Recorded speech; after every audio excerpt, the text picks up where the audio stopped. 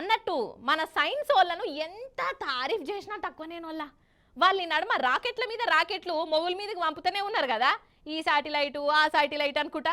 మరి మీదికి పోయిన రాకెటు ఎటు పోతున్నాయి, ఏమైతున్నాయి, ఎవరి కోసం పంపుతున్నారు, ఏమిటికి ఉపయోగం అవుతున్నాయి అని చాలా మందికి కన్ఫ్యూజే ఉంటుంది.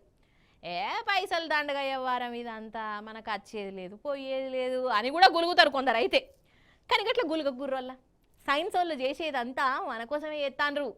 ఇంతకు కొత్త రాకెటు ఎట్లా పోయిందో చూసొద్దాం పాండ్రి బొమ్మల్క. ఇగో మన శ్రీహరికోటల ఇంకో రాకెట్ రెడీగా ఉన్నదల్లా. అగో ఇప్పుడు ఇది మొగులు మీదికి పంపిస్తున్నారు. దీని పేరు ఇన్షాట్ 3DS అట. ఇక దీన్ని రాకెట్ల పెట్టి పంపిర్రు. అగో 1 2 చాలైనయి.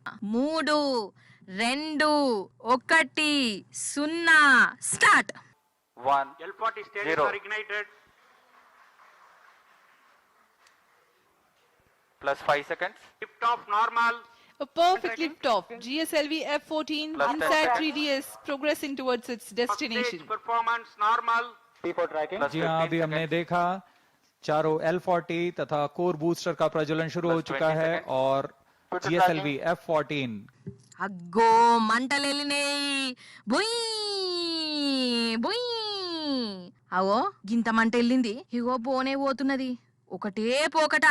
అది పోతున్నంత సేపు సైన్స్ వాళ్ళకు చల్లటి చెమటలు వచ్చినట్టున్నాయి కాదా. మరి చూస్తున్న నాకే గజ్జు గజ్జుమన్నది. ఎట్లా పోతుందో ఏందో, పడిపోతుందా పేలిపోతుందా అని అనుమానం వచ్చింది. గాని మంచిగానే పోయిందోల్లా. మన సైన్స్ వాళ్ళు మంచి పనితనమే చూసిర్రు. ఫ్యాస్ అయినమట దీన్ని వంపుట్లా. ఇక ఫ్యాస్ అయినమని ఎరకవుడుతోనే సైన్స్ వాళ్ళు మనమే గెలిచినాం, మనదే గెలుపు అని సంబరపడ్డారు.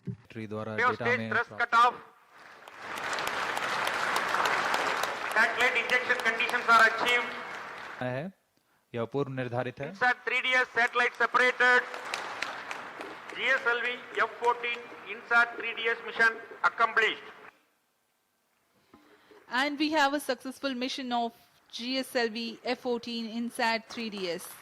Hearty congratulations to Team ISRO and users from the Ministry of Earth Sciences. సరే ఒకదానెనక ఒకటి పంపుతున్నారు బరాబరే. మరి దీంతోని మనకచ్చే ఫాయిదా ఏంది? పావులా మందమన్న మనకేమన్నా అక్కడికచ్చేది ఉన్నదా? లేకుంటే చూసి మురిసిపోవుడేనా అని అనుకునేరు. అట్లా అనుకోకుర్రి. ఇగో ఇప్పుడు మనం దీన్ని పంపినాం కదా, ఇదట మొగుల మీదికి పోయి వాతావరణం ఎట్లా ఉన్నది, సునామీలు ఎట్లొస్తాయి, ఎప్పుడొస్తాయి, తుపానులు గిపానుల కథేంది, ఇగో ఇవన్నీ కరెక్ట్ లెక్క కట్టి చెప్తుందట. నిజంగా గ్రేట్ కదా. మరి శభాష్ అనుండ్రి.